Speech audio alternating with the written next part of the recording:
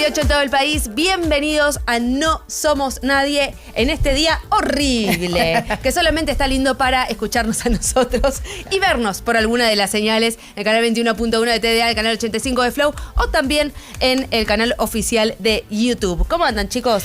Muy buenos días. Muy buenos días. Para mí es un lindo día, porque llueve y no te miente que va a llover.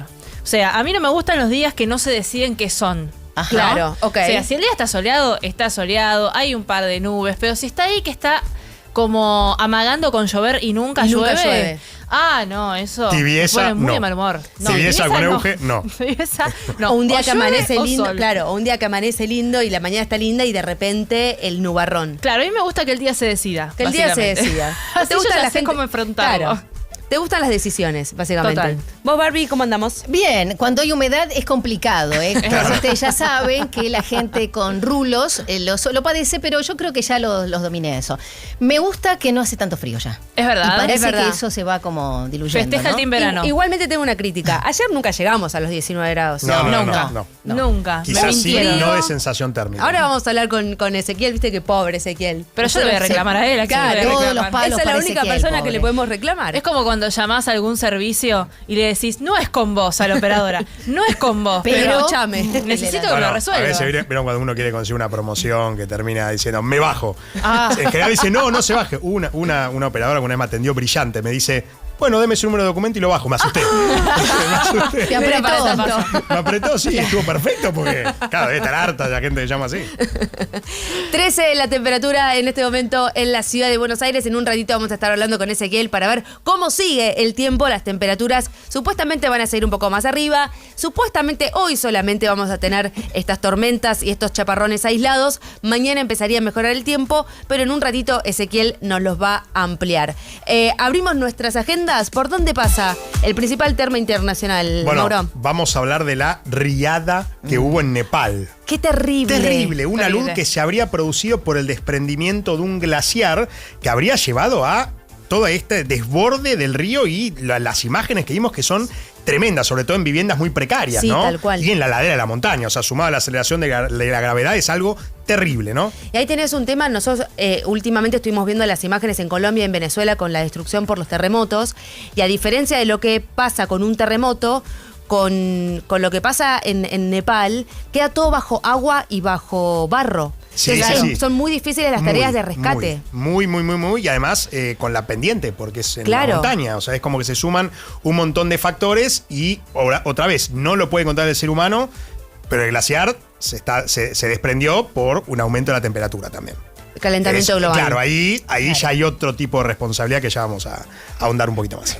Euge, Bueno, hoy estamos en un día I Love Industria, me parece, porque primero vamos a hablar sobre la morosidad, pero Sí. la morosidad en las empresas, porque ya empieza a notarse en las pymes sobre todo y también en las medianas. No tanto así diría en las grandes, pero sí en las empresas chicas, porque crece también la morosidad en las empresas. Y por otro lado también, hablando de industria, traje un par de números que son interesantes para ver dónde están realmente cerrando empresas. Se habla de este número de 30.000 empresas cerradas en lo que va del gobierno de Javier Milei, pero algo muy puntual respecto de las industriales y dónde cierran antes, que es básicamente el corazón industrial del país, así que lo vamos a charlar. Barbie. Bueno, se viene la apuesta más audaz de Luisana Lopilato. Pepita la Pistolera. Ayer estuve viendo la película que se va a estrenar el 3 de septiembre y vamos a analizarlo porque no solamente ella se jugó en este rol, sino que además produjo, estuvo ahí en los guiones, puso todo. Dijo, me voy a armar mejor como productora, me voy a consolidar como productora en esta apuesta que va a ir al cine. Pasa de todo en Pepita, ¿eh? Una acción tremenda. Después vamos a estar hablando un poco de esto. Por supuesto, también vamos a estar recordando al Negro Rada, que nos dejó ayer a la tarde, un grande en todos los sentidos, pero vamos a estar hablando de eso. ¿Y se acuerdan que ayer en un momento comentamos lo de Meta, lo del juicio Sí. de los Sí. distintos estados de Estados Unidos, que llegaron a un acuerdo, que Meta finalmente va a pagar 18.000 millones de dólares? Y es más, si se empiezan a aplicar estas mismas medidas a otras plataformas, digo, TikTok, YouTube, Claro. Meta va a pagar 5.000 millones de dólares adicionales por este fallo, que en realidad es un acuerdo. Lo que intentó Meta es esquivar un fallo que lo podía llevar directamente a la quiebra. Pero lo interesante de esto no es solamente la plata que va a tener que pagar Meta, sino dos cosas. Uno, está reconociendo que hay adicción con las plataformas porque le tenían miedo a este posible fallo. Dos, va a tener que cambiar sus plataformas. Por el momento solamente va a aplicarse en los Estados Unidos porque este acuerdo es dentro de ese territorio, pero que podría replicarse en el resto del mundo para abrir el paraguas y que no haya causas tan grandes en la Unión Europea, por ejemplo. Claro, cuando lo que empiece en Estados Unidos se quede en Estados Unidos, además, ¿no? En todo sentido. Claro. O sea, termina expandiéndose a todo el mundo necesariamente. Sí, así que vamos a hablar de esas modificaciones que van a hacer en las plataformas, tanto en Instagram como en Facebook, porque lo más probable es que eso en algún momento llegue también acá a Argentina. 10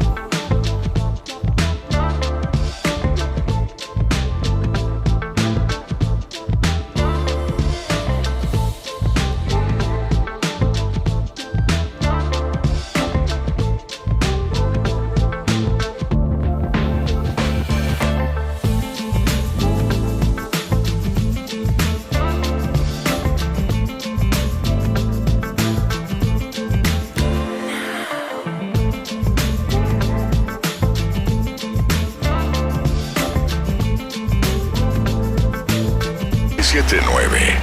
Now. Ahora. Tránsito en la ciudad y los principales accesos. Romy, querida, buen día. ¿Cómo está la calle? Buen día, Ele. Bueno, es una mañana que viene bastante complicada. Primero por los choques, además está lloviendo en diferentes sectores, así que calzada húmeda, resbaladiza, transitar con mucha precaución y salir con tiempo. Ya tenemos acumulados 14 incidentes de tránsito dentro de Capital Federal a las 10:40 de la mañana. Muchos choques. En estos momentos hay un incidente de tránsito en la autopista Richeri, justo a la altura de General Paz, zona del enlace para bajar a Delepiane. Ahí el tránsito está reducido, hay operativo de seguridad con policía y SAME, muy trabada la avenida General Paz en sentido a Lugones, con un incidente de tránsito a la altura del shopping de Devoto en sentido al río, y se suma otro choque fuerte en autopista Ilia a la altura de Castillo en sentido al centro. En estos últimos 3 incidentes el tránsito está reducido y están habilitados los operativos. El otro dato a tener en cuenta, que es una mañana muy complicada para los usuarios del tren Sarmiento. El tren está operando con muchas demoras porque hay barreras bajas entre Flores y Floresta. Hubo un intento de robos de cables en horas de la madrugada y esto hizo que se complicara la situación con un distribuidor. Entonces están las barreras bajas, los vehículos no pueden avanzar. Han puesto personal para controlar la situación, tanto policial como de trenes, pero no se da abasto. Entonces hay muchísimas demoras en todos los cruces a nivel que están ubicados entre Flores y Floresta. Así que evitarlos e ir por otros y salir con tiempo. Y los usuarios del tren lamentablemente tienen importantes demoras porque las formaciones van a menos velocidad. Claro. Con la finalidad de evitar incidentes de tránsito. Así que bueno, atentos a esta situación que es la noticia fuerte en trenes desde la mañana. El resto de los trenes están todos operando a horario, el tren Mitre en sus 3 ramales totalmente normalizado, ya las formaciones corren dentro de los esquemas establecidos. Más temprano hubo problemas en el ingreso a Retiro y eso ya fue solucionado. El SubTV, que estuvo con un trayecto limitado, corre de punta a punta con los esquemas establecidos. Y después, bueno, mucha precaución en las rutas nacionales 8 y 9 en la provincia de Córdoba. O sea que ha estado cayendo granizo en la zona de Río Cuarto, al sur de la provincia, entonces ahí hay que transitar con muchísima precaución y esto de bajar la velocidad, aumentar la distancia de seguridad es muy importante aplicarlo a la hora de conducir. Así que esta es la principal información a tener en cuenta en esta mañana de jueves. Gracias, Romy, hablamos en un rato. Chau, chau. Datos, contexto y las claves para entender el presente. Economía con Eugenia Mucio. No somos nadie. Now. Zurich presenta la actualidad económica. Abrimos la agenda económica con el primero de los temas que vamos a desarrollar hoy. Eugen. Bueno, sí, venimos hablando de la irregularidad en las deudas, la morosidad que está afectando a las familias, sobre todo, y ese es el dato que está preocupando porque son esas unidades de la economía en sí las que están teniendo mora, pero ahora está empezando a crecer también en las empresas. El Banco Central tiene una medición respecto de la morosidad de justamente las personas jurídicas que estuvo creciendo, pero no tanto, pero ahora el CEU, que es el Centro de Estudios de la UIA, la Unión Industrial Argentina, hizo su propia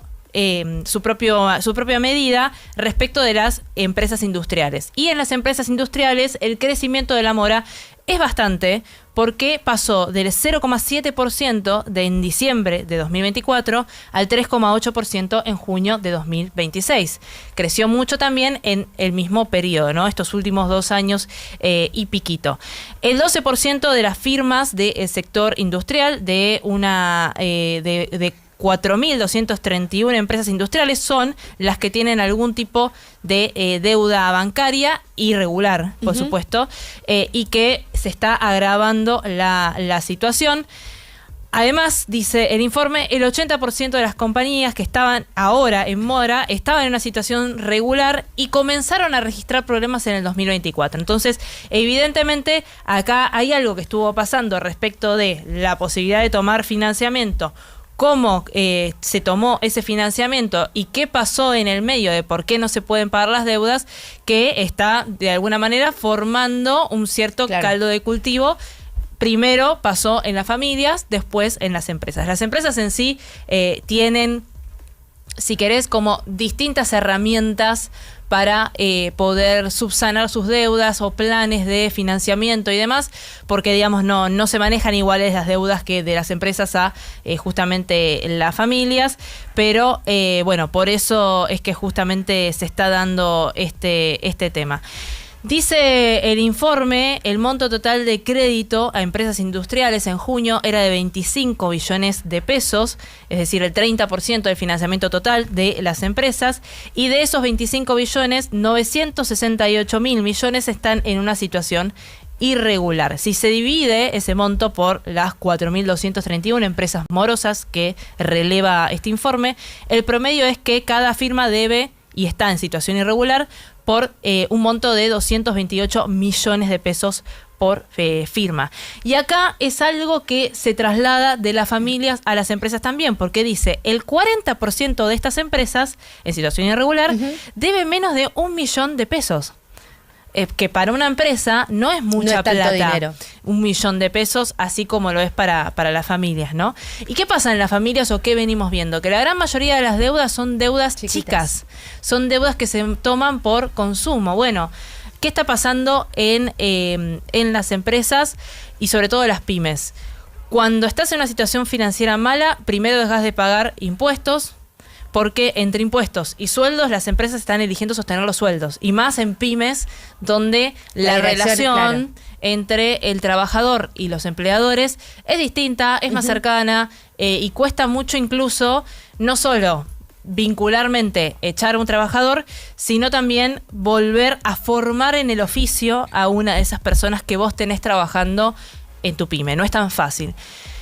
Sin embargo, así igual se han perdido empleos industriales. Es una de las actividades que más ha perdido empleo en el último tiempo.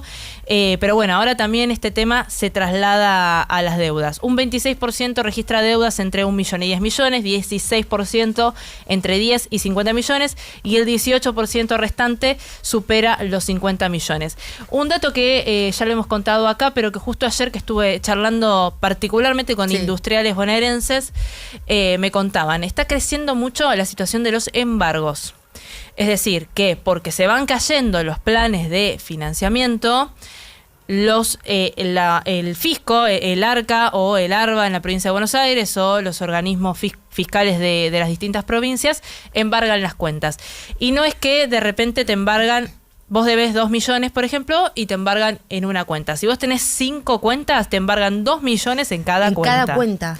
En cada una de las cuentas. Y el tema es que desde la intimación hasta que realmente aparece el embargo, pasan solo 7 días. No es nada. Que es muy poco porque claramente la digitalización hace que se agilice todo el proceso. Contaba alguien que tiene una fábrica en un municipio del conurbano, me contaba, claro, antes lo que pasaba es que tenía que venir alguien a hacerte la intimación, tenía que ir al estudio de abogado, como que tenía que pasar por mucho proceso físico hasta llegar al embargo y quizás pasaban 30 días.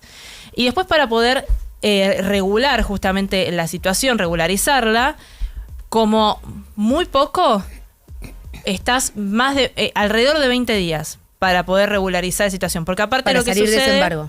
Claro, e incluso me cuentan, lo que está pasando es que también incluso se embargan cuentas en billeteras virtuales. Si una pyme tiene una cuenta en una billetera virtual, también se está embargando, no es solo las cuentas bancarias. Por esa razón, no es casual que hace un par de días contaba también la Unión Industrial Argentina que le pidió al gobierno suspender embargos por 180 días. O sea, por medio año que los fiscos no le embarguen las cuentas a las empresas que están pasando por una situación financiera muy complicada y ahora se ve en la mora y en las deudas irregulares. Gracias, Eugen. ¿Viste que lo primero que se te viene cuando pensás en tu seguro son los siniestros? Para cambiar eso, llega Club Zurich, el club de beneficios con el que Zurich acompaña todos los días a sus clientes con esos gustos que les hacen bien. Bienvenidos a Club Zurich, beneficios que nos unen. Hasta hoy los seguros solo aparecían cuando aparecían ellos, los siniestros. Pero en Zurich entendimos que también podíamos ser parte de tu disfrute diario. Así nació Club Zurich, donde simplemente por ser cliente tenés beneficios en supers, electro y hogar, jugueterías y más. Adiós a pensar solo en siniestros. Hola a esos gustos que te hacen bien. Bienvenido a Club Zurich, beneficios que nos unen.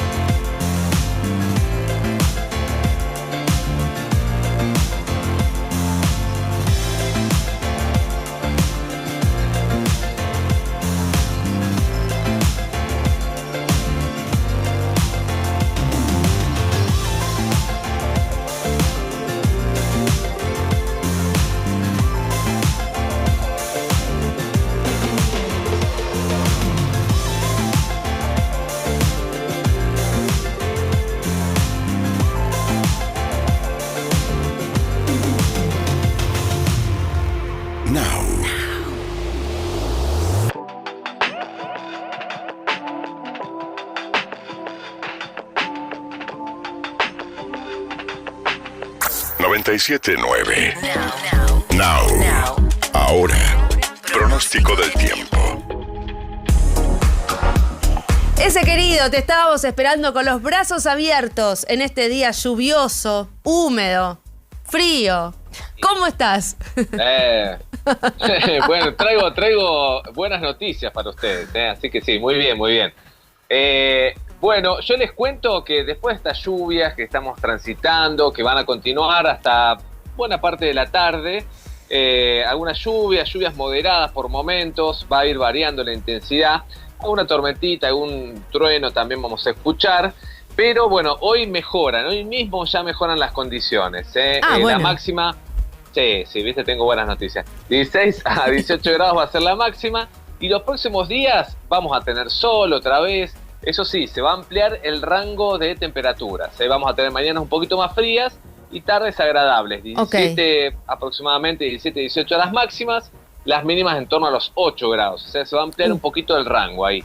Pero buenas condiciones, viento del este, cielo parcialmente nublado, o sea que el sol va a asomar y lo vamos a tener por lo menos hasta el arranque de la semana que viene. Así que viene pero muy bien.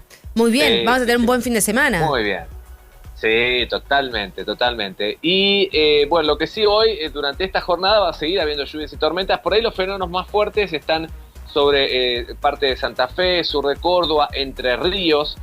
Ahí sí hay tormentas un poco más intensas. Sobre la provincia de Buenos Aires, alguna muy puntual, puede haber un poquito más importante, pero en general van a ser lluvias moderadas, alguna tormenta aislada. Hoy mismo entonces mejoran las condiciones y ya después tenemos muy buenas condiciones de tiempo. Donde sí continúa un poco complicado es el noroeste del país por viento intenso en cordillera, puede haber viento sonda en Catamarca, en San Juan, y en la alta cordillera, bueno, nevadas en esa zona. Y otra zona que tiene viento intenso hoy es gran parte de Patagonia, particularmente la provincia de Chubut, con alertas por viento intenso también para esta jornada.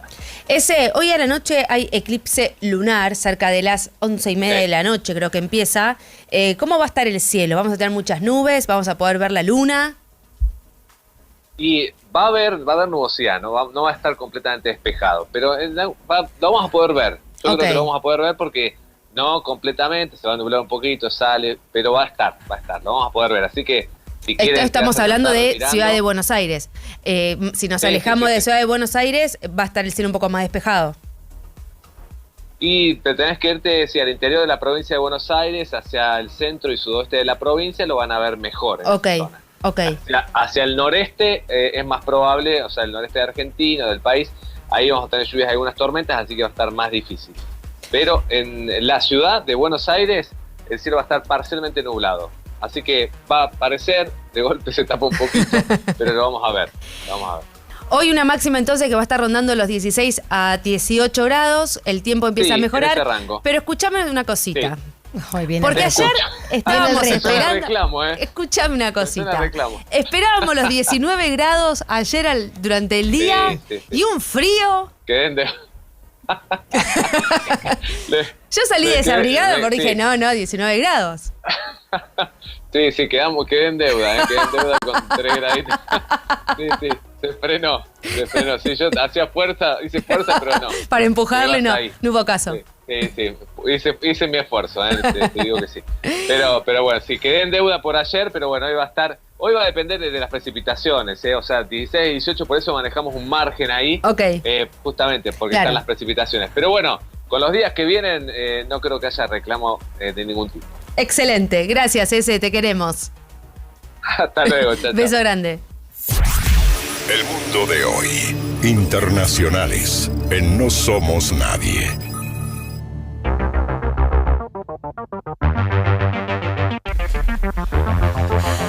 Abrimos la agenda internacional, Mauro. Sí, porque hubo en Nepal, en la frontera, ¿no? Entre Nepal y China, el Tíbet chino, un GLOF. ¿Qué es un GLOF por su sigla en inglés? Básicamente es un tsunami desde el cielo, una inundación por desborde del lago glaciar. ¿Cómo se llama? GLOF, en inglés. Sí, de su sigla en inglés. No es algo tan común, ¿no? Un glaciar en el medio de la montaña que se desprendió de más de 5.200 metros de altura. Imagínense un pedazo de hielo enorme que se desprende a 5.200 metros de altura, cayó 1.200 metros, terminó en una especie de valle natural o de dique natural, ¿no? En este caso del río Lende. ¿Y qué es lo que pasó? Fue tal la magnitud del impacto que incluso se pensó en un momento que el desprendimiento del glaciar podría haber sido por un sismo, pero no. Esas mediciones sísmicas fueron por la caída del glaciar. Ok. O sea, fue tan fuerte fuerza y tan pesado, claro, imagínense cuando cae un Física cuerpo. pura, claro. Exactamente, en agua, ¿no? Sí. En agua, el famoso Eureka, ¿no? Como había Sí. sido en su momento. En Grecia, claro, ese desprendimiento glaciar lo que hizo fue romper el dique natural y automáticamente empezó a bajar una riada, ¿no? Una luz de un río que destruyó absolutamente todo. Dejó ya más de 350 muertos, más de 1.300 desaparecidos entre Nepal y Tíbet, ¿no? En este caso el glaciar se habría partido en la región del Tíbet chino, pero es indistinto en este caso, y como dijimos, una velocidad y fuerza que fue ganando toda la corriente, dado que estaba en altura. Entonces, Claro. por la fuerza de la gravedad, y no solo es agua, barro, escombros, más de casi 20 puentes destruidos, pueblos totalmente arrasados. Bueno, hay imágenes que son realmente impresionantes. Que no Sí, es para- IA, además. Mirá, No es IA, es real. Claro. Para los que nos están mirando por el canal 21.1 de TDA o el canal 85 de Flow o por YouTube, esa imagen Es impresionante. es Impresionante. monstruoso como ¿Y esa por qué? riada arrastra con todo lo que ¿Y encuentra. por qué no se vio venir? Porque no estaba lloviendo. Claro. Claro. Uno dice, bueno, las autoridades, además, en muchos casos, viviendas muy precarias, las autoridades pueden prever cuando está lloviendo, va a haber una tormenta, presentar algún tipo de medida que pueda paliar los efectos. Acá no se podía ver absolutamente, no se podía prever absolutamente nada. ¿Y tampoco por calor? Digo, desprendimiento. Bueno, del glaciar. ese es el punto. El glaciar, es normal que los glaciares se desprendan. De hecho, Sí. el famoso desprendimiento del glaciar Perito Sí. Moreno, el problema es cuando esos desprendimientos se hacen de manera tan consecutiva y en un corto periodo de tiempo. Ahí es cuando el cambio climático empieza a jugar, ¿no? Que por el aumento de las temperaturas se parte un glaciar y bueno, acá vemos las consecuencias que puede tener. Pero fue realmente impresionante. Porque aparte dijiste que el desprendimiento había sido a 5.000 metros de altura. A 5.200 metros de altura, ¿no? En el medio de la montaña se cayó el glaciar justamente en esta región, en este dique natural, y cuando se dio esa barrera natural es cuando bajó todo el agua con toda la fuerza, barro, escombros y demás, que claro, los rescates son muy complicados, no solo porque es una región montañosa, sino porque está todo cubierto por barro. No, realmente impresionante, incluso muchas imágenes que yo lo busqué cuando puse este video, es IA, no es IA, es real. Hoy en día uno tiene que chequear, lamentablemente, ¿no? Si los videos y son más de reales estos y las fenómenos imágenes. que son tan extraordinarios, ¿no? Bueno, de hecho, estuvo dando vueltas un video de un glaciar partiéndose, pero parece que es un video de algo de Chile y no de Nepal, por eso hay que tener mucho cuidado, sobre todo porque hay más de 350 muertos, 1.300 desaparecidos, y es algo muy serio como para estar poniendo videos fake, falsos. Tal cual. Es algo muy importante con una Nepal que bueno, ahora está completamente en crisis. El gobierno, por supuesto, dijo que va a poner toda la maquinaria del Estado para sacar a las personas que quedaron atrapadas bajo el barro, bajo los escombros. Sí, declaró, eran 3 meses en estado de emergencia. Sí, 3 meses al menos. Al menos. Al menos, pero sí. Fíjate que siempre que hablamos de este tipo de desastres, siempre son semanas o al menos un mes, es lo que decretan en el momento en que sucede este desastre natural en otros países. Imagínate la magnitud del desastre que ocasionó esto, que dicen 3 meses de movida de estamos en emergencia. Y después vemos. Bueno, qué pasa. esto, a ver, en Nepal suele pasar este tipo de situaciones con el monzón, que es un viento, que es como un viento cruzado en el Océano Índico, sobre todo, que lo lleva hacia las montañas, y que en la región del Himalaya, precisamente, que es donde ocurrió todo esto, que eso sí se puede prever. Esto no. Nadie pudo prever que si iba a partir un glacial que iba a caer de 5.200 metros de altura, se iba a desplazar 1.200 metros rompiendo un dique natural de un río y que ese río iba a arrasar con absolutamente todo. Realmente una situación muy apenante y lamentablemente también hay que recordar, Nepal había estado en una situación ya hace varios meses, igual casi un año, no sé si se acuerdan del tema de los Nepo Kids.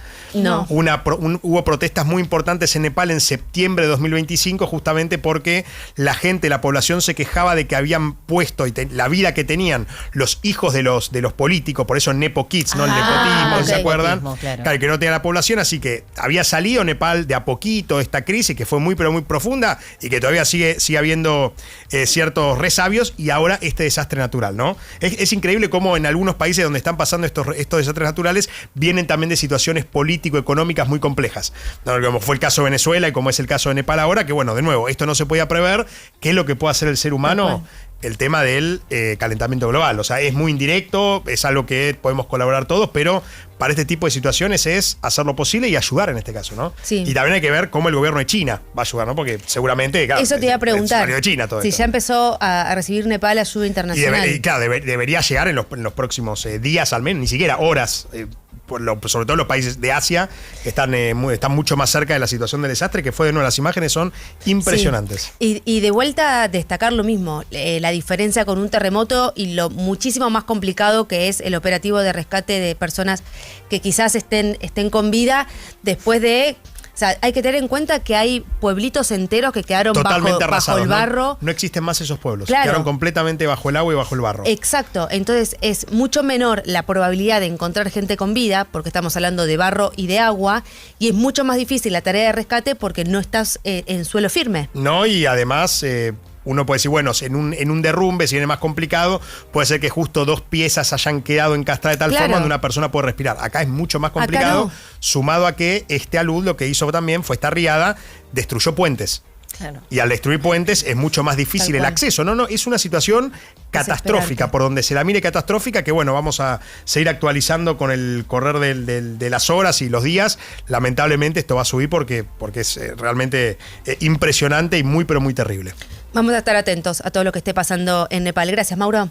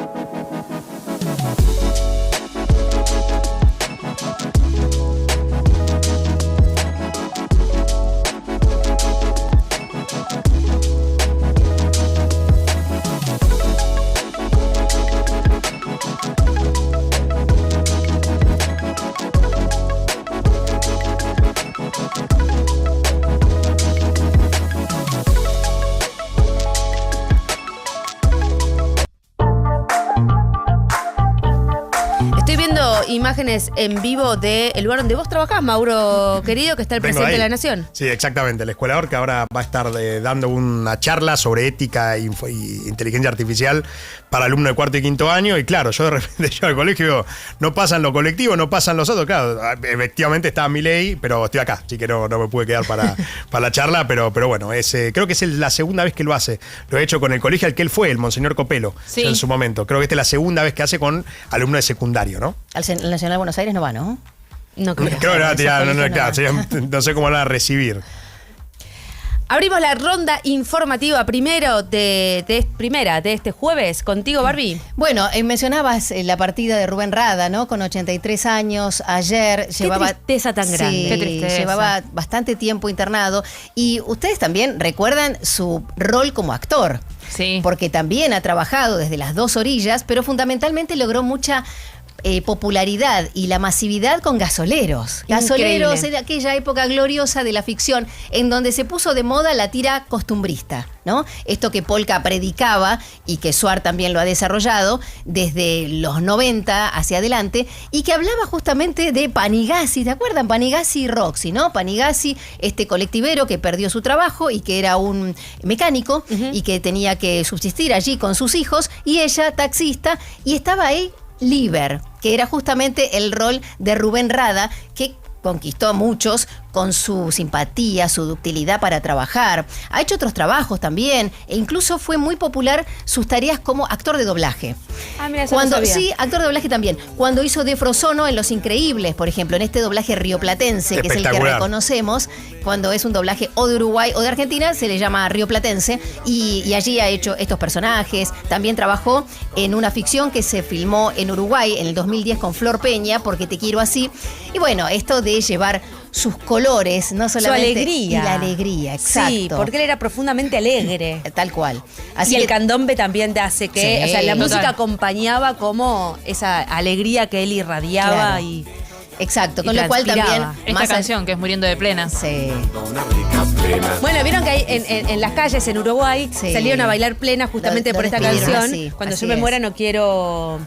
¿cómo Cantos es que ni dice? penas. Llantos ni penas. Llantos ni penas. Llantos ni Fue penas. cortina de un Prefiero- programa de Moria Kazán.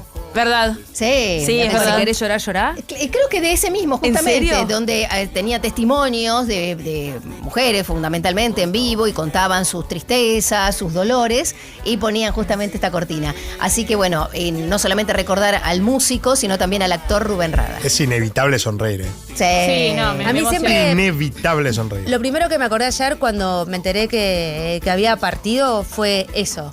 De siempre que llegaba a cualquier lugar, pero estuviese lleno de artistas, no importase quién estaba, vos lo veías a Rubén y todo el mundo estaba sonriendo y todos querían ir a abrazarlo. Ayer las redes sociales de todos los músicos se inundaron de mensajes hacia Rubén. El hijo de Rubén forma parte de la banda de Dante Spinetta, tocó también con Losilia Curiaki el último tiempo de la banda. Son personas muy, muy, muy, muy queridas. Divididos, ayer tocó en el Teatro de Flores y homenajeó a Rubén Rada. Syndicats, que también está tocando en América, hicieron un pedacito, también un segmento para homenajearlo a Rubén Rada. Artistas, Sí. pero de toda índole. Sin de duda, toda Natalia índole. Oreiro también, Natalia Oreiro. Adrián Caetano también, mostrando imágenes de... Jorge Drexler esta Claro. mañana subió algo también cantando una canción, no la llegué a escuchar, pero también profundamente conmovido Sí, con la y partida de mostrando Rubén. imágenes de Rubén Rada niño o Sí. jovencito, ¿no? Unas imágenes que uno por ahí no las tiene en su registro. Tal cual. Y hay una imagen que se empezó a viralizar, que es cuando en 2016 vinieron los Stones por última vez a Sudamérica, van a Uruguay, y claro, y de repente todos nos empezamos a enterar, che, hay un video de Mick Jagger con Rada. ¿Qué hace Mick Jagger con Rada?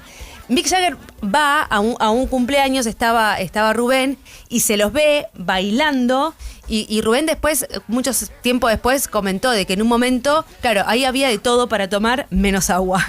Y que Mick Jagger pidió agua. Claro. Y que le terminaron dando agua de la canilla No. a Mick Jagger porque él quería agua. Y bueno, de la única forma que podían darle agua era si Insólito. sacaban de la Insólito. canilla. Pero hasta esas anécdotas Sí, sí, tenía Rubén con Mick Jagger.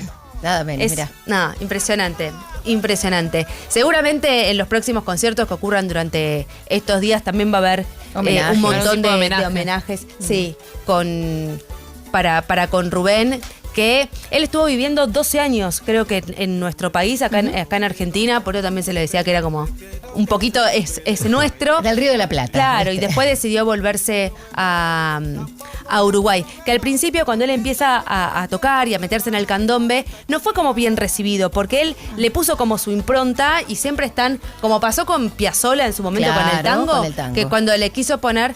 Ahí están las imágenes para los que nos están mirando por YouTube, por el canal 21.1 de TDA y el canal 85 de Flow, las imágenes en la calle, bailando una rica plena, como el mismísimo. Es que tenía su estilo, ¿no? Ese estilo propio, personal, que rompía todos los esquemas. Sí. Bueno, Piazzolla, digo, es verdad, esos grandes artistas que terminan rompiendo paradigmas, imponiendo otros. 100%. Y me quedo con esa anécdota que contaste, ¿no? Creo que fue los últimos Gardel. Ay, sí. El público se renueva y le contaron. 100%. Cuando yo lo veo llegar a la alfombra roja de los Gardel, lo voy a buscar. Le digo, Rubén, qué lindo verte acá. Vos no solés venir a los premios. No, me dice, porque siempre que hay alguna categoría de candombe y yo saco algún disco, siempre me lo dan a mí. Y ya está, no me lo tienen que dar más a mí. O sea, hay un montón de otros artistas que se merecen recibir un premio. Entonces no me gusta venir mucho a los premios en general, porque siento eso, como, bueno, candombe, Rubén Rada. Y si hay otras generaciones... Claro, nominados con él. Claro, pero eso habla de su grandeza y de su simpleza también. Sí. ¿Sabes qué se hacía? Él, si ven imágenes, van a ver que todas sus camisas tiene como decoración en el cuello y en los puños. Se lo hacía él. Él mismo, sí. Él se luqueaba sus camisas. Mirá vos. Estamos todos sonriendo, es impresionante. Estamos todos sonriendo. Y cuando ves una foto de Rubén con esa carita, esa sonrisa, hermoso. Es eso. Le mandamos un beso grande a toda la familia y a todos los amigos de Rubén. Euge. Bueno, hablamos más temprano sobre la morosidad en las empresas, pero se viene hablando el gran tema, al menos de la microeconomía, es el tema de la morosidad en las familias. Y ahora, desde este lunes, es el último día en realidad, para que los bancos y las billeteras pongan, los bancos sobre todo, pongan justamente a pleno sus sistemas, porque va a empezar este nuevo sistema que va a ser un cobro automático de las cuotas de los préstamos. Es un sistema que se utiliza muy parecido en Brasil, con el Pix brasileño y otros países, en el que lo que hace es justamente, primero, obviamente, el usuario tiene que autorizar este sistema. Por única vez va a ser para poder debitar todos los meses previamente la cuota de estos deudas en situación irregular, es decir, deudas que no estás pagando. Va a ser solamente admitido para el cobro de cuotas fijas e iguales durante la extensión del contrato, es decir, que no vas a tener un aumento inesperado de justamente una cuota de mes a mes. Es decir, si vos refinanciaste, por ejemplo, la tarjeta y tu refinanciación es que todos los meses te van a debitar 30.000 pesos de tu cuenta, bueno, ese va a ser el monto y no vas a tener una sorpresa de aumento. Es decir, es para esos casos. La cuota mensual pactada no va a poder superar el 30% de los ingresos para justamente poder prevenir el sobreendeudamiento. Va a haber topes en los intentos de cobro de cada cuota, con el objetivo de también evitar algún tipo de prácticas abusivas. Y solo se va a permitir un intento inicial de cobro y máximo de 2 repeticiones que se pueden hacer a las 48 y a las 96 horas del primero, porque esto, imagínate que pasa que tu cuota es de 30.000 pesos, pero vos tenés 25. Entonces, o tenés menos, o tenés o no alcanza la plata que vos tenés para debitarte la cuota, bueno, no va a repetirse sin ningún tipo de límite, sino que va a ser 2 veces más. Si se deciden suspender estos débitos, se va a poder dar de baja de forma inmediata en cualquier momento. Y tiene un arancel, esto mínimo del 0,6%, que va a ser pagado exclusivamente por los prestamistas, es decir, por los bancos en cada transacción. Así que desde el lunes, si tenés una cuota impaga y estás en situación de morosidad, no necesariamente irrecuperable, sino en algún grado de irregularidad, desde el lunes pregunta en tu banco porque probablemente tengan ya puesto este sistema, que para que lo sepan se llama CCT. Gracias, Euge. Mauro. El presidente de Bolivia, Rodrigo Paz, se refirió a Fernando Cerimedo y a todo lo que la causa, ¿no? Por corrupción y la acusación de feminicidio, ¿no? Que es la forma legal de llamarlo. Y dijo lo siguiente respecto del vínculo de Cerimedo con su gobierno y con el Estado boliviano. en ese intento de feminicidio, en la relación de pareja que se tendrá que investigar qué pasa entre ellos, qué acciones o qué situaciones han ocurrido, hay un señor, el señor Cerimedo, que fue parte de la campaña reciente que ganamos a nivel nacional. Tengo entendido que el señor Cerimedo llegó para trabajar con otros candidatos presidenciales, pero cuando ganamos en primera vuelta y llegamos a la segunda vuelta electoral en Bolivia, se generó un contacto con el señor Cerimedo para trabajar, siendo un estratega de reconocimiento mundial, para trabajar en nuestra campaña electoral. Ganamos las elecciones y a partir de ello no solo cooperó en esa elección, sino al inicio del gobierno, pero siendo estratega de orden internacional, la constancia o presencia del señor Cerimedo en Bolivia no era la que necesitábamos para poder trabajar y tener sólido un formato de trabajo. Por eso nunca hubo un contrato. Por eso nunca hubo una relación de trabajo directa como la que se puede llevar adelante con ministros, viceministros, delegados presidenciales.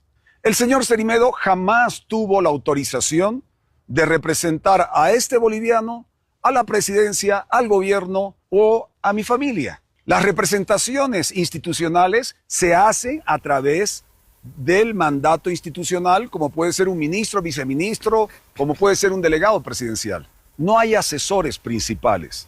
Bueno, así se despegaba Rodrigo Paz, el presidente de Bolivia, que tiene también sus propios problemas de gobierno. Puede ser que vuelvan nuevas protestas en Bolivia, el nombramiento de un nuevo ministro de Economía, el enfrentamiento con su vicepresidente, y ahora tratándose de despegar de otro escándalo que lo salpicó, que fue, por supuesto, el de Fernando Cerimedo.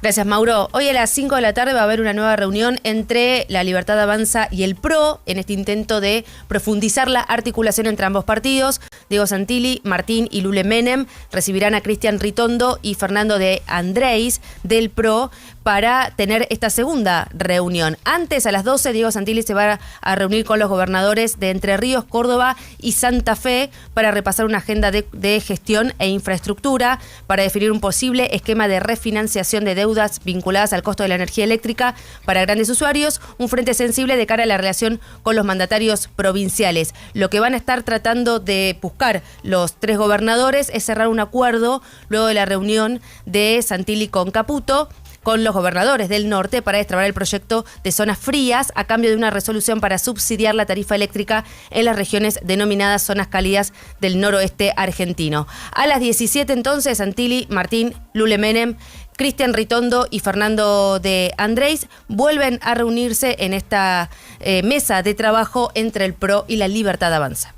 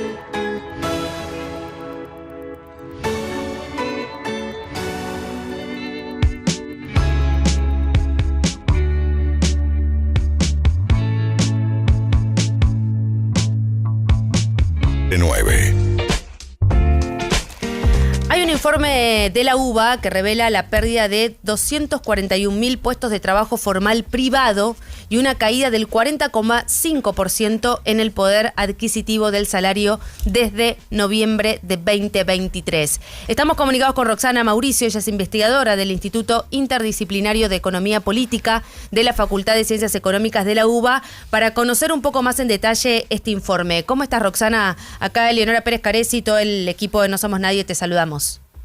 Hola, muy buenos días a todos y todas. Muchísimas gracias. Contanos un poco más en detalle este informe, cómo llegaron a este número de 241.000 puestos de trabajo formal privado que se perdieron.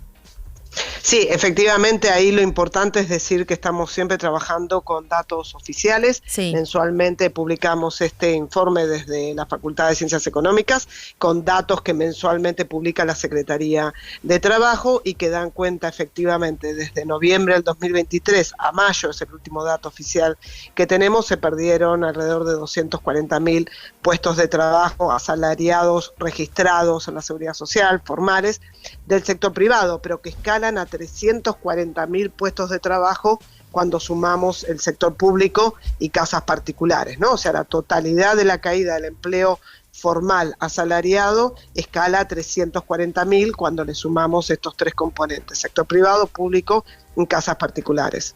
¿Hay algún rubro donde fue más notoria esta pérdida de trabajo? Sí, efectivamente, los grandes sectores que han traccionado hacia la baja el empleo asalariado son, por un lado, industria, que no para de caer, viene cayendo sistemáticamente desde mediados del año 2023, y comercio. En algunos meses, este fue el caso, también contribuyó a la baja construcción, pero vienen sistemáticamente industria y comercio, estando al frente de la caída tan importante del empleo registrado en la Seguridad Social. Cuando hacen este tipo de informes y estas encuestas, ¿con qué testimonios se encuentran? Porque también en el informe remarcan la caída del 40,5% en el poder adquisitivo del salario.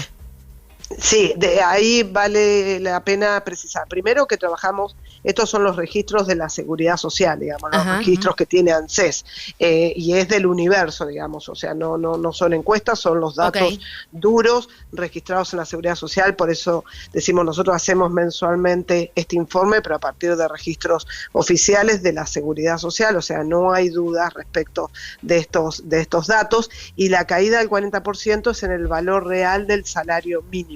Sí, el salario mínimo, que es una institución de hace muchísimos años en la Argentina, y que establece justamente, por eso se llama salario mínimo, un valor por debajo del cual no puede haber ningún asalariado formal teniendo un salario. El poder de compra que tiene ese salario mínimo cayó 40% entre fines del año 2023 y ahora, digamos, con lo cual claramente ubica en términos de poder de compra el valor del salario mínimo en valores parecidos a los que teníamos en la década de los 90 antes de la crisis de la convertibilidad. Hablabas recién del salario mínimo y mirando un poco el detalle del informe, veo que hacen de alguna forma la misma diferenciación que hace el informe que hace la Secretaría de Trabajo todos los meses. ¿Qué es esto entre el CIPA y el índice de salarios que mide el INDEC? Que es muy técnico, pero que hay algo ahí respecto de las estrategias que están utilizando las empresas para, de alguna forma, poder negociar con los sindicatos que están teniendo una pauta salarial de parte del gobierno, ¿no? Por supuesto, y que del otro lado las empresas están dando bonos unilateralmente. ¿Eso cómo está afectando el salario? ¿Qué es lo que están viendo? Sí, en el promedio no te hace tanta diferencia. Si uno mira efectivamente, sobre todo los últimos datos que tenemos, tanto los datos del CIPA como los datos del índice de salario, que recordemos que el índice de salario justamente es como un índice de precio, con lo cual sigue categorías específicas, ¿no? O sea, no es el promedio de lo efectivamente pagado, no solo por lo que vos bien decís, que puede haber bonos u otros complementos, sino fundamentalmente porque mantiene la estructura del empleo fija, porque sigue justamente algunas categorías, más en el índice, como así seguimos el precio de la papa o de la banana, se sigue el precio, entre comillas, el salario de categorías fijas. Claro. Entonces, en realidad no refleja lo que efectivamente está pasando de manera completa, digamos, ¿no?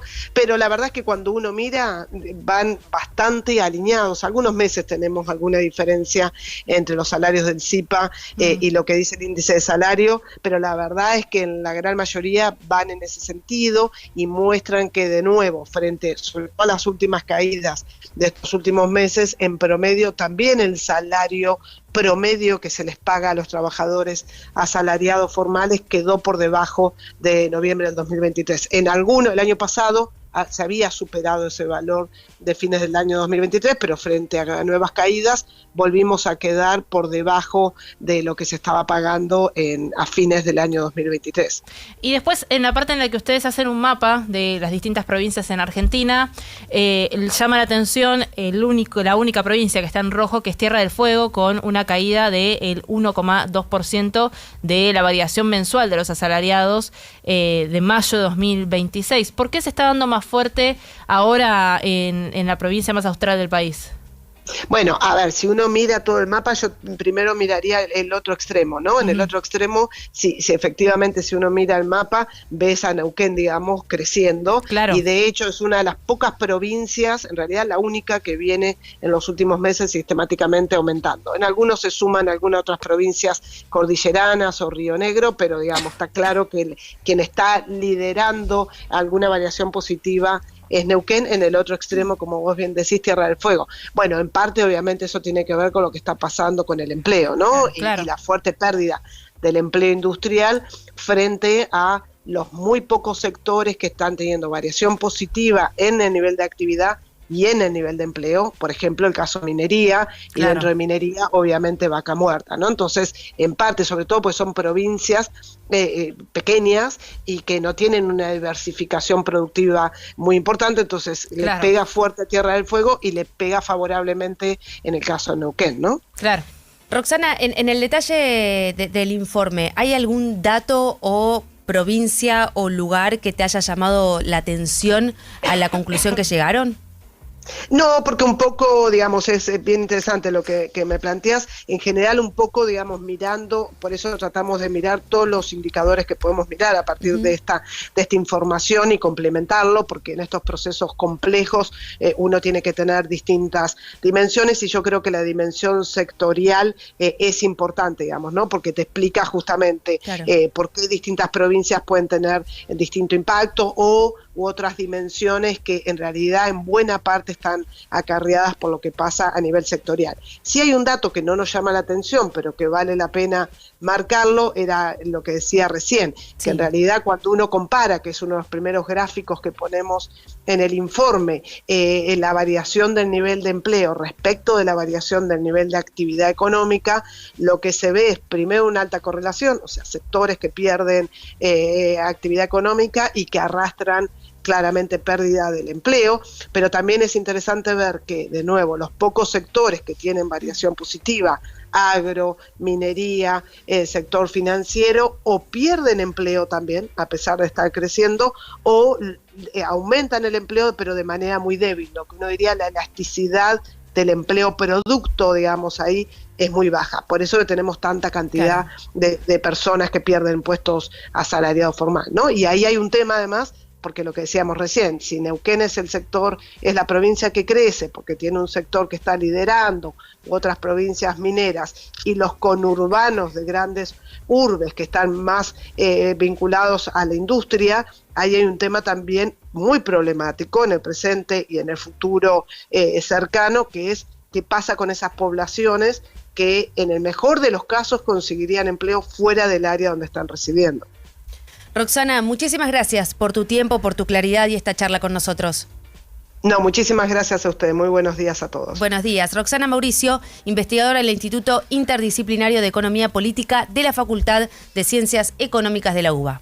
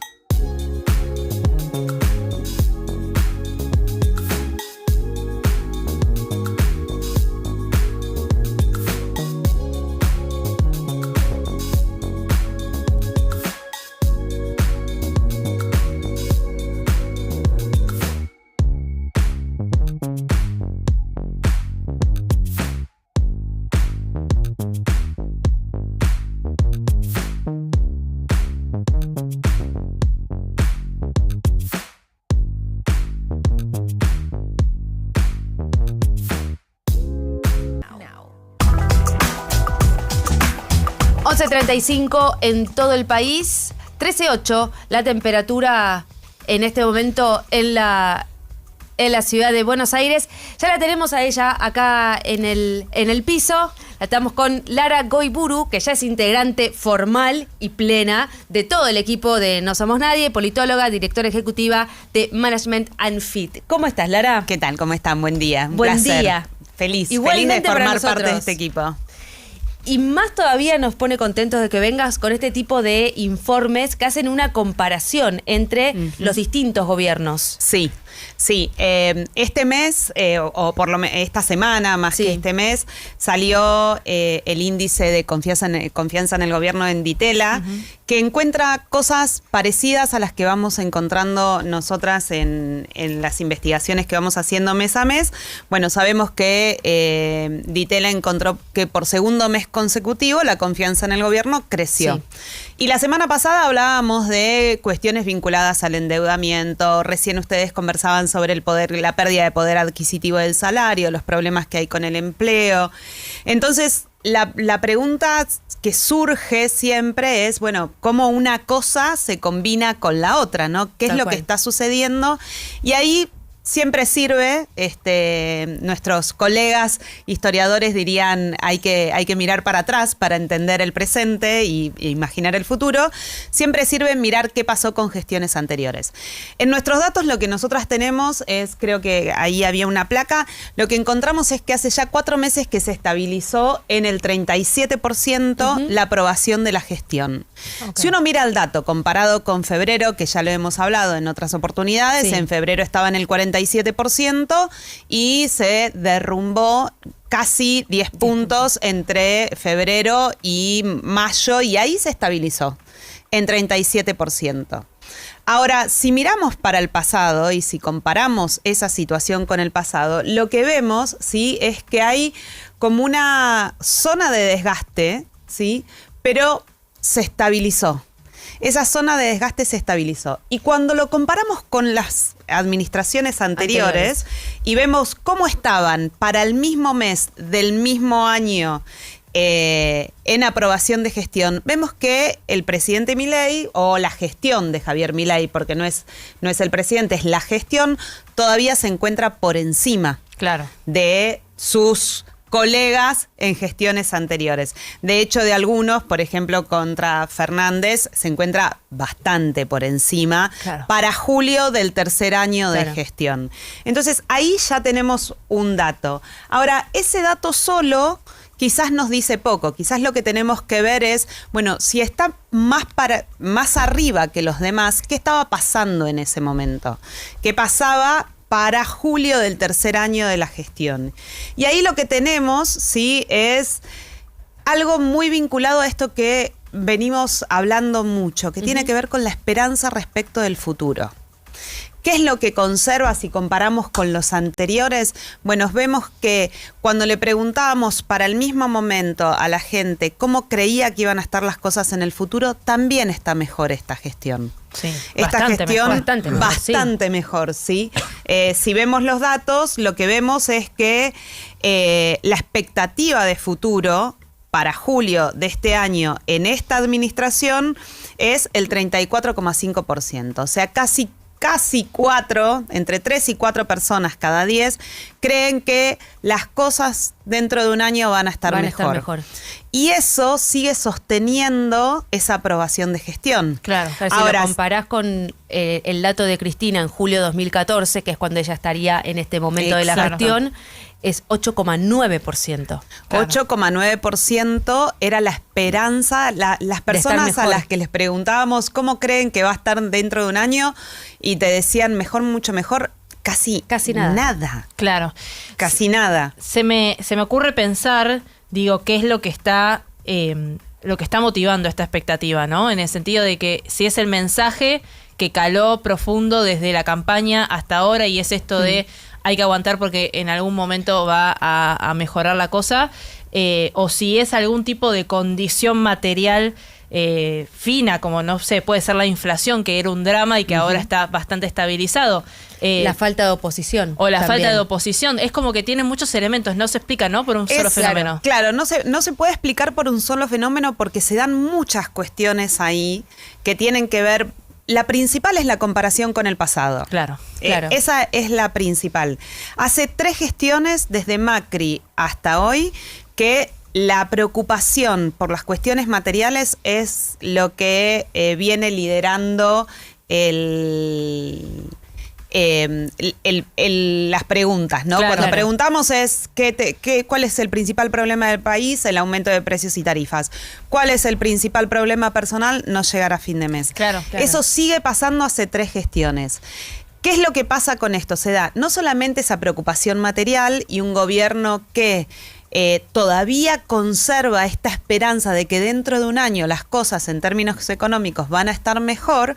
Digo, 34% es muy bajo. De nuevo, si comparamos con febrero de este año, hasta febrero de este año el 40% creía. Entre el 40 y el 45% ese número se sostuvo durante los 2 años de gestión.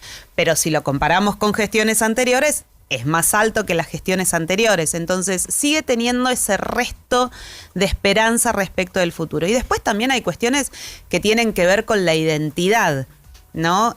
Hay un voto que sucedió, y esto lo explican mejor los colegas que hacen antropología o que trabajan psicología, ¿no? Tenemos siempre que echar mano a otras disciplinas para poder explicar lo que no podemos explicar desde la nuestra propia. Y ahí lo que vemos es que hay una cuestión identitaria, especialmente estos números crecen un poquito siempre en promedio para esta gestión entre los más jóvenes, que decidieron e hicieron una apuesta muy fuerte en 2023. Entonces también abandonar esa esperanza porque estás teniendo problemas en el presente, bueno, también se explica desde el costado psicológico y desde el costado antropológico. Y ahí tenemos que empezar a hacer estudios más profundos, porque es evidente que hay algo que no se explica solo por lo económico. De todas formas, el número de personas que respondieron que dentro de un año vamos a estar peor o mucho peor, también es muy alto porque es del 43,2%. Sí. Es tenés un 34,5% que cree que vamos a estar mucho mejor o mejor y un 43,2% que cree exactamente lo contrario. Exacto. Es alto en comparación con sí mismo. Y creo que esto es una clave de esta gestión. Es que Milei la vio con eso, compite contra él. Compite contra él. La vio cuando lo dijo y es real, o sea, lo que estamos viendo acá está compitiendo contra él mismo. Compite contra él porque cuando comparás con las gestiones anteriores, en todos los segmentos está un poco mejor. ¿Está mal si lo comparamos con el Milei de julio del año pasado? Sí.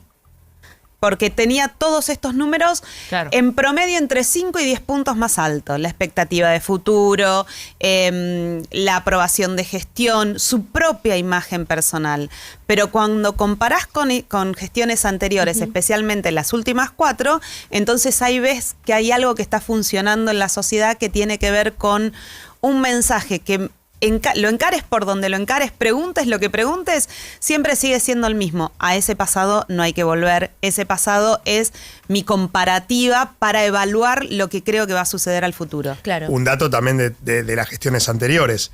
Ninguno de los presidentes fue reelecto de estos o su candidato ganó.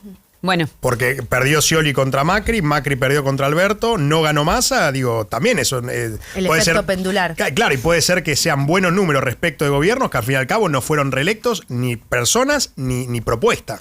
Ni personas ni propuestas.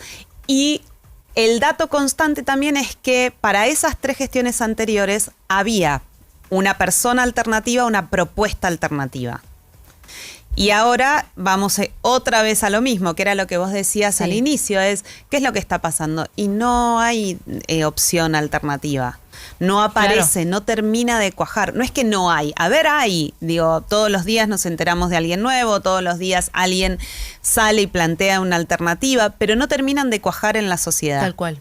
Y eso es un dato que nos permite explicar por qué la confianza en el gobierno puede volver a subir, de acuerdo a cómo lo mide la Universidad de Itela. ¿Por qué se estabilizó la aprobación de gestión en alrededor de un 37%? Por supuesto, los datos siempre tienen dos caras, entonces si vos te das vuelta, los que desaprueban la gestión son muchos más. Es más, el dato de cuando comparamos el cambio continuidad de las políticas. Nosotros teníamos que el 40% pedía continuidad del equipo, alrededor del 40%, 39,7%, continuidad del equipo, y de esos, un porcentaje más grande decía con cambio en algunas políticas. Y después estaba el otro porcentaje, más del 50%, que dice cambio total de equipo y políticas. Si vos mirás cambio de políticas, hay casi 8 de cada 10 que con continuidad o sin continuidad del equipo está diciendo algunas cosas tienen que cambiar. Ahora, si mirás continuidad del equipo de gestión frente a la falta de una alternativa viable que termine de concentrar ese 80% que dice cambio de políticas, bueno, el 40%, casi 4 de cada 10 que dicen mismo equipo de gestión, pero ajustame alguna tuerca porque no llego, o ajustame alguna tuerca porque no me gusta cómo te expresás, o digo, todos tienen algo para ajustarle, pero el 4 de cada 10 diciendo mismo equipo de gestión es una buena noticia para el gobierno. Ahí la clave va a ser, y la comparación con el pasado también sigue siendo una buena noticia. De hecho, cuando miramos también cómo estaban las gestiones anteriores respecto de la estabilidad o no de los sectores socioeconómicos, hace un ratito estaba, cómo se han mantenido, bueno, vemos que todos mantuvieron más o menos los primeros deciles de la pirámide. Sí, los no sectores hubo más altos. Los sectores más altos, no hubo modificaciones ahí, pero sí vemos que hay un 31% de los sectores medios, ¿sí? Los sectores medios altos y medios han tenido una trayectoria en mejora económica que es dispar, que es heterogénea. Es un sube y baja tremendo. Es un sub y baja. Sí. Pero de los anteriores, ¿sí? Lo que vemos es que ha habido bajas. Claro. No han podido sostener Alberto sostuvo un poco más, pero acá esa sigue estando cambiante la conformación socioeconómica de la sociedad. Entonces, en ese cambio constante, si vos a eso le sumás el cambio en el padrón, ¿sí? ¿Quiénes son estos? ¿Quiénes son los que más tienen y no han visto cambios? Que por lo general son de 40 años para arriba. Cuando mirás la composición etaria de esos sectores, los más jóvenes están entre los medios bajos y bajos. Claro. Bueno, ahí lo que vemos es que hay un medio bajo que ha logrado crecer. Y entonces empezás a entender un poco más, bueno, ese 37% de aprobación, esa esperanza respecto del futuro y ese discurso que caló identitariamente muy fuerte en esa generación de la necesidad del esfuerzo presente para un mejor futuro. Claro. ¿Cómo se lee el dato de quienes creen que vamos a estar igual? Que no varía mucho el número en ninguno de los 4 mandatos, ni con Cristina, ni con Macri, ni con Alberto, ni con Milei ahora. Bueno, ese dato también tiene una composición etaria que se va repitiendo, ¿no? Hay una edad entre los 30, 40, si querés, para arriba, donde la mirada empieza a ser un poco dispar. No hay nada para hacer. Todo no va a cambiar. No va a cambiar, va a seguir siendo lo mismo. ¿No? Y el pesimismo de creemos que vamos a estar peor o mucho peor. Una de las cosas que vemos en la baja de la aprobación de la gestión no es porque se hayan movido los más grandes, los mayores de 40 años. Es que los más jóvenes se movieron en los 2 primeros meses de entre mayo y junio, se movieron al neutro, ¿sí? No se fueron a la desaprobación y ahora se están moviendo a la desaprobación. Los más jóvenes de nivel socioeducativo bajo, algunos de ellos se están moviendo o se movieron a la desaprobación, pero ahí se estabilizó.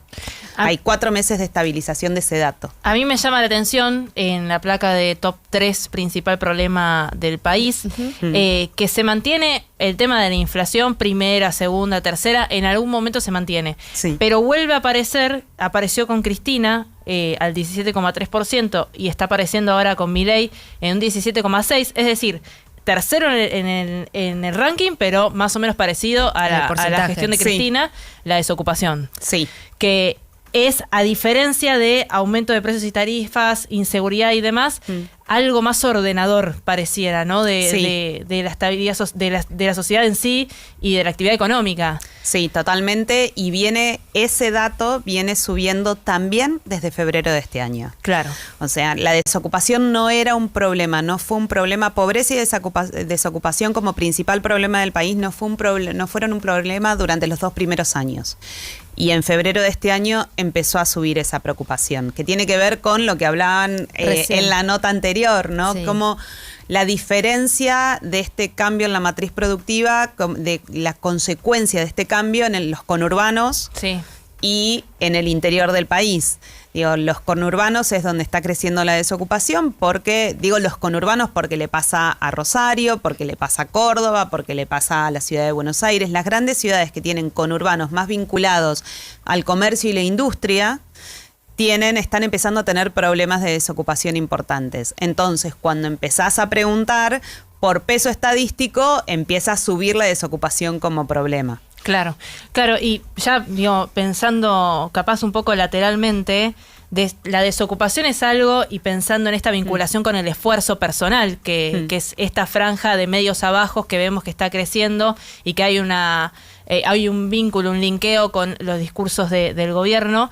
La desocupación también tiene un linkeo ahí con el esfuerzo personal, porque vos podés perder el trabajo por una situación macro, porque echaron a distintas personas en tu misma empresa, por ejemplo, pero al mismo tiempo también como que se juega algo muy personal hacia adentro, de decir, capaz no me esforcé lo suficiente, o me tengo que esforzar más para conseguir otro puesto de trabajo, que no es lo mismo en sí que la inflación, que de por sí no depende de vos, claramente. Totalmente. Y si nosotros comparamos julio del 2014 con julio del 2026, bueno, en el medio también hay todo un cambio cultural que abona esto que vos decís. En julio del 2014, la idea de que tu situación personal dependía más de la estructura o tenía un fuerte peso la estructura sobre tu situación personal estaba mucho más presente. La irrupción de estos relatos sobre la trayectoria individual y el esfuerzo personal no es algo solo que le pasa acá a la Argentina, esto es a nivel global. La irrupción de las redes sociales en la conformación de las identidades de este grupo, que es el que más apoya, y que es el que más identitariamente se sostiene a pesar de no ver mejoras en su economía, ¿no? De nuevo, volvemos al dato del 25% de las personas que dice que apoya el rumbo económico aun cuando no ve mejoras en su economía. Y entre los menores de 40 años, ese dato es por encima del promedio. Más del 27% dice apoyo el rumbo económico aun cuando no veo mejoras en mi economía. Eso ya es más generacional y tiene que ver con esto global. Me quedé sin laburo y capaz depende de mí. Claro. Sí, y que no necesariamente vaya a encontrar un laburo rápido, un trabajo rápido, porque no es solo eso. Una cosa es quedar desocupado y saber o tener la perspectiva de que voy a encontrar algo rápido, que puede pasar, en otras épocas pasaba y hoy no. Y aún así decir, bueno, pero esto es parte de lo más general, o mismo mi esfuerzo, no, bueno, pero esto le está pasando a todo. Entonces, no sé, con muchas cosas. Igual, ¿no? Ahí tenés una diferencia también si comparamos con julio del 2014, donde desocupación estaba al mismo nivel en cantidad de personas, en el porcentaje, vos hoy no tenés la perspectiva de que vas a encontrar algo rápido de la misma calidad por ahí que tenías. Si perdiste un laburo formal, sabés que es improbable, pero tenés otras salidas. Esto es muy distinto a la cancha de pádel de los 90, ¿no? Claro. donde también poner ese kiosquito o esa cancha de pádel o esos negocios que surgieron en los años 90 como respuesta a la desocupación requerían un tiempo de instalación. Hoy rápidamente te bajás una app y tenés una manera de subsistir que no la tenías tan rápidamente ni en los 90, ni en julio del 2014, ni hoy. Entonces, esas cosas van actuando como colchones a una paciencia que, si bien se está desgastando, todavía no cae a los niveles de las gestiones anteriores.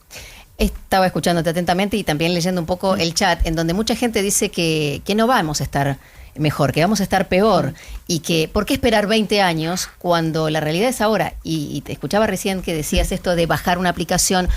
Pero ¿cuánto dinero puede hacer uno trabajando con un auto de aplicación cuando tenés que renovar el alquiler y te aumentó y no te alcanza, cuando te viene la factura ya sin subsidio y de repente terminás pagando, no sé, 80, 100 mil pesos de servicio, te aumentó también el transporte público? No hay forma de que te alcance. Bueno, por eso tenés ese 37, en esto de los datos tienen dos caras, ¿no? Ese 37% de aprobación visto con respecto al pasado, mirando esta situación, es un número para el gobierno que sigue siendo positivo. Ahora, del otro lado está el otro 63. Claro. Que no está aprobando la gestión, que Sin es duda. esta gente que nos está diciendo y que percibe la realidad de una manera negativa. Claro. El problema ahí es, volvemos a lo mismo, ¿qué alternativa, qué propuesta seria tiene y que los amalgame, que los convierta en una mayoría que pueda disputar este proyecto? Hoy, cuando vos a ese 60, 63 o 58, los desaprobadores son 58, cuando les preguntás sobre alternativas, bueno, ahí se empiezan a dispersar. Claro. Porque hay una heterogeneidad de propuestas y personas que se empiezan a dispersar. Y los más jóvenes se van me quedo en mi casa ese domingo de elecciones. Claro. Porque no tienen ninguna alternativa que no sea la vuelta al pasado. O al menos eso es lo que sale en los qualis. Me están proponiendo volver al pasado. Y ya lo vi a mi papá, ya lo vi a mi abuelo, la vi a mi mamá, a mis tíos. Los adultos, mis adultos referentes, ya me dijeron y me enseñaron y me mostraron, porque me lo dijeron o porque los vi, que eso no está. Entonces, es cierto que hay una mayoría que hoy está disconforme. La buena noticia para el gobierno es que esa mayoría no tiene todavía dónde recalar, como no mayoría. Oposición. Puede tener dónde recalar, pero muy heterogéneamente, con pequeñas minorías que en una elección presidencial no suman, no tienen fuerza. Bueno, ¿cuántos dirán, no, estoy en desacuerdo, me tapo la nariz y lo voto a Milei? Debe estar lleno en ese 63%. O voy a la izquierda y tampoco tienen... Por eso siempre es tan importante hablar de esto, ¿no? De imagen no es intención de voto. Bueno, Bregman, totalmente. El caso Miriam Bregman creo que es paradigmático. Está subiendo. Exacto, porque taparse la nariz y votar es algo que sucede. Y sobre todo porque la coalición ganadora del 2023 todavía no se rompió. Cuando vemos aprobación de gestión o continuidad en los votantes de Milei de primera vuelta, más del 70% está ahí todavía no se fue de esa opción. Y en los votantes de Bullrich de primera vuelta, entre el 66 y el 70% todavía está ahí. Entonces, lo que sucede es que esa coalición es muy homogénea, tiene una alternativa conocida que ya sabe por dónde viene la mano, ya sabe qué propone, ya sabe qué esfuerzo va a tener que hacer y del otro lado hay una heterogeneidad de propuestas, de alternativas, de gente que un día aparece, al otro desaparece. Claro, entonces, es cierto que son mayoría, pero como alternativa política todavía no están. Aún cuando pensaba, Bullrich ya hizo la suya. Ya puso un pie afuera, ya despotricó en contra de su propio gobierno. No hay una correlación. Y del que era su partido. Claro, pero eso como es cierto para los que estamos metidos en esto, pero para quienes aprueban, quienes están todavía dentro de esta opción, así homogéneamente, no es percibido como negativo. Claro. De ella, no así de la vicepresidenta. Mirá. La vicepresidenta corre otra suerte, pero de ella es como esa voz racional que nos pasaba también cuando preguntábamos sobre la entrada de Diego Santilli, ¿no? Hay sobre todo el votante PRO de primera vuelta es el que ve estas cosas como la cuota de racionalidad que necesita un gobierno que está yendo por el camino correcto para ese votante, ¿no? Lara, muchísimas gracias por tu claridad y por venir a visitarnos todas las semanas. Encantadísima. Lara Goiburu, politóloga, directora ejecutiva de Management and Fit, integrante de este equipo que somos No Somos Nadie.